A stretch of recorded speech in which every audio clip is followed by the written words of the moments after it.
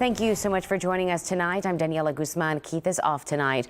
Well, that local woman is suing the Biden administration over what she says they have not done. She says her Palestinian-American mother and sister tried to leave Gaza multiple times after the Israel-Hamas war began, but they became trapped. And she says the American government's delay in helping them is discriminatory.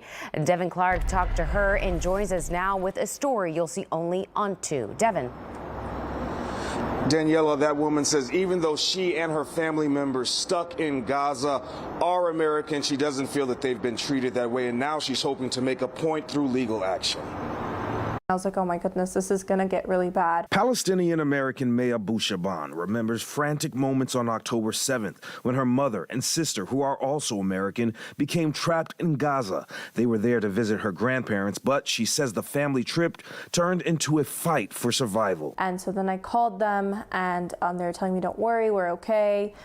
We don't know what's going on, but we're hearing bombs go off, and we don't know if the things are going to escalate. The Israel-Hamas war was just beginning. Eventually, my mom and sister had to evacuate my grandparents' house and move to the south. It seemed nowhere was safe. These are photos Abu Shaban says her loved ones took near her uncle's home where they went to stay in Gaza. That area also bombed. Abu Shaban's mother and sister became two of hundreds of Palestinian Americans in Gaza who she feels were neglected by the U.S. government. They had already started to make plans for Americans in Israel to evacuate.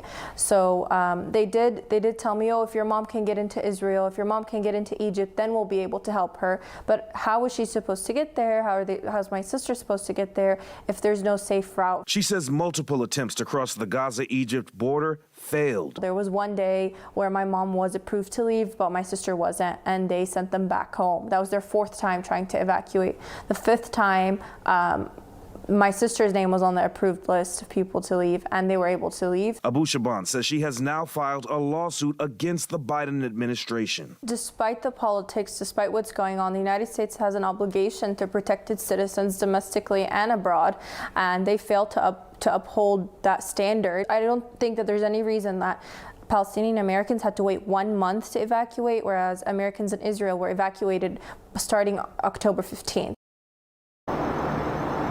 Abu Shaban says her mother and sister are finally on the way back to Houston after a layover in Germany from Cairo.